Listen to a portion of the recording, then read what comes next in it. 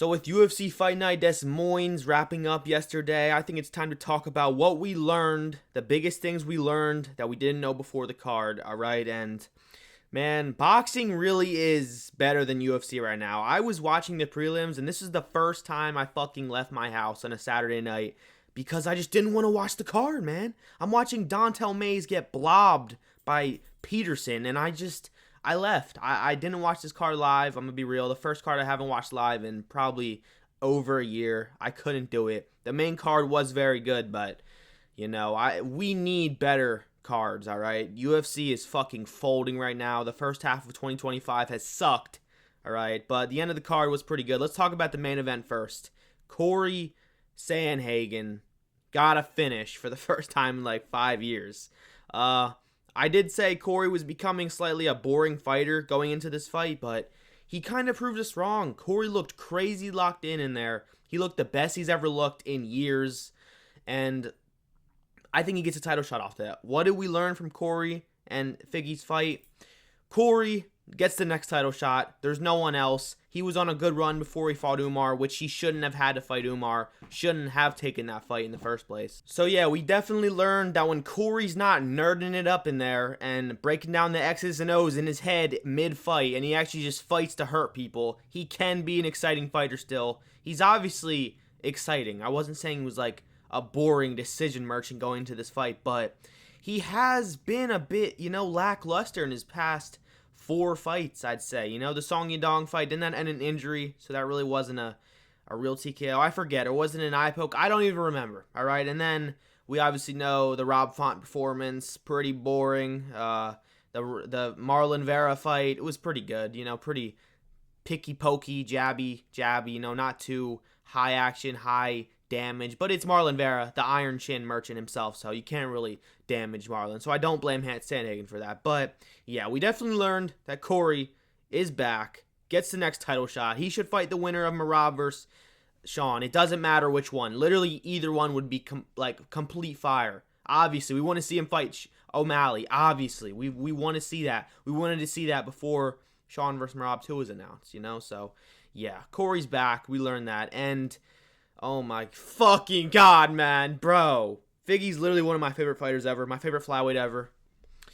He's fucking done. He's done, alright? I was someone who picked him against Jan. Oh my god.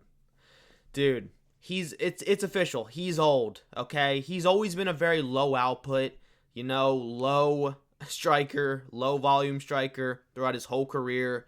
But with his run at bantamweight, it's even worse. I don't know if it's his age for real or he's just, the wrestling he's trying to implement at this weight class is taking the gas tank out of him more, so he's striking even less. I don't know. But this dude is so low output, and he fought so badly in this fight, pulling knee bars and going for heel hooks the whole fight, pulling guard sometimes. I don't think he actually pulled guard. He was getting pushed down and tripped and taken down, obviously, but yeah, 37 or 38-year-old Figgy coming off of this fight with a loss, with a knee injury. He popped his knee. I'm not calling this win a fluke for Sandhagen. He hurt his knee in the scramble, and he was beating his ass anyway. It's not a fluke. It's a clean win, but Figgy might not come back from this. He may never fight again. He may never win again. I think he'll definitely fight again, but he may never win again, man. He's old as shit. He's fucking, he's so low output and is such a bad gas tank at either division he fights. And now he just is going to have hard style matchups, bigger guys that fucking mog him, He's a big flyweight, he is, and the weight cut is probably part of the reason he was so low output through most of his career, but man, what did we learn?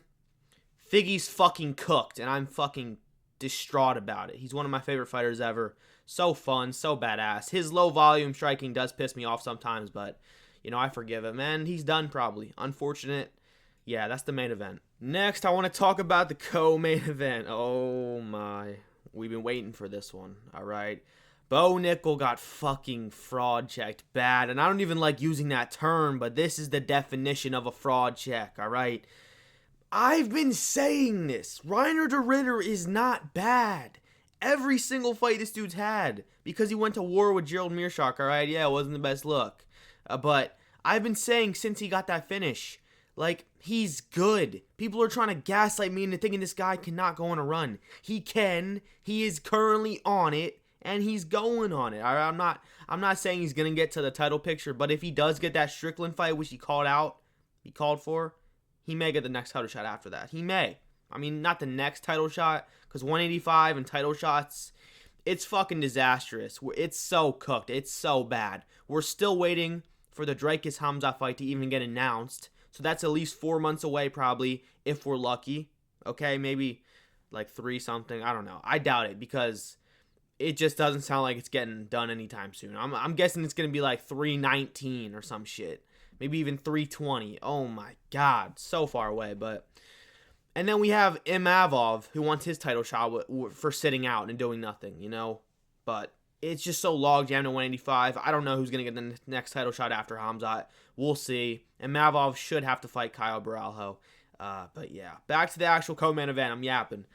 Man, we've been waiting on this one. Let's talk about Reiner de Ritter for another second. He's the real deal. We learned he can actually go on a title run. He can win. His awkward, high-output striking mixed with his really good wrestling and jiu-jitsu. He's dangerous everywhere. He has an iron chin. He's the definition of an actual marauder. He's marching forward, shoving his body into the people, literally throwing himself at them, throwing every strike he can possibly think of in his fucking noggin.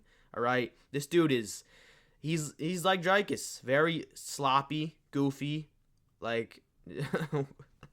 Oh, it's so funny to watch. But yeah, he's good, and I will not be lied to and gaslit by people trying to make me believe he actually is bad. He's good. I've always said he is since he joined the UFC. Never really watched much of him outside the UFC, so I didn't really know what to think of him coming into that Gerald Meerschaert fight, but he's fucking good, all right? Get over it, kid. Now, we've been waiting for this one. Bo Nickal, all right? The guy who called Hamzat's wrestling trash. Like, play the clip. I'm not going to play the clip, but you've seen the clip, okay? This dude can no longer be cocky. Oh my God. We've been waiting for this shit. Thank you. All right? Thank you, MMA gods. You didn't give me an Ian Gary loss, but you gave me a Bo Nickal loss. I'll take it. I'll fucking take it, okay? Bo Nickal got absolutely fraud checked for having mid-striking, a bad gas tank, no grit. He gave up in the fight like Anthony Smith, okay?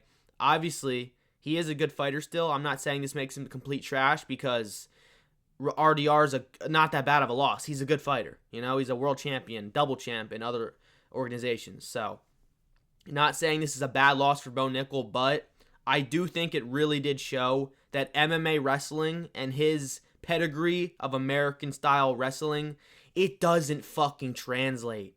He doesn't have that dominant of a single leg or double leg. He doesn't have the jiu-jitsu confidence to take down these submission artists, you know? He did take down RDR and control him for a bit, but then he got scared of the submission attempts that RDR was throwing up, and he stood up. He stood up. The wrestler, the dominant American all-time whatever wrestler stood up and unengaged from the wrestling and grappling. Dude, he's so cooked. And then he's up on the cage getting boom, boom, boom, fucking pounded on. Pause. Yeah, he got fucked up. Completely fraud checked. What do we learn about Bo Nickal? He'll probably never get to a title shot. I think this confirms it, you know. He just doesn't have, like, this dude saying I'm a natural striker. You're just not. Like, you're a sloppy boxer with decent power, okay, and a bad gas tank. I think, if anything, this fight exposed a lot of, it's Bo's gas tank. RDR is a marauder, and he does have a really good gas tank and overwhelms people, but Bo was gassed after the first round of some grappling scrambles and some big whiffing overhands. Like, that's such a bad look, and, you know, I'm not trying to celebrate on someone's downfall, but I'm fucking happy about this. I just knew he would lose eventually, and I picked RDR. Very happy. I said he'd get the sub, but you bro got knocked out. That's insane. Okay, and the last fight I want to talk about, yeah, there's 3 fights to talk about because none of these fights fucking matter in the landscape of the divisions, and no one gives a fuck. No one wants to listen to me talk about anything else other than these 3 fights, all right? Jeremy Stephens versus Mason Jones, man. What do we learn? Plot armor doesn't always work, okay? I'm going to be real. I picked Jeremy Stephens to win this fight by knockout. And I don't think it was the worst pick in retrospect. I think Mason Jones is beatable by a guy like Jeremy Stephens if he had been doing wrestling for the past 4 years, actually, instead of, bare knuckle boxing. But, we found out it was some slugging on the feet. It was a back and forth war. Mason Jones was getting the better of the striking exchanges, I'd say, but Jeremy did well. Jeremy Stephens did very well, and it was the grappling, the wrestling that ended this fight. And yeah, Jeremy Stephens got beat by decision. Whatever. It wasn't the best pick. But what do we learn about Mason Jones? He's really good. He actually is really good. He's a fucking marauder. All right, marches forward, iron chin, good wrestling to back up his. I wouldn't say he is the weak boxing, but he was getting outboxed by Jeremy Stephens at times. He's not the fastest guy, but yeah, I think he makes up for it in other ways. And yeah, Jeremy Stephens. I'm pretty sure he said in an interview somewhere that it was a one-fight contract deal. So this may be the last time we even see Jeremy in the UFC. It may have been a win, and stay, or lose and leave situation. I don't know, but yeah, that's Des Moines. I don't fucking know how to even say it, but I'm just sick of the UFC right now, man. It's pissing me off. It's the only sport I fucking care about. I don't care about boxing.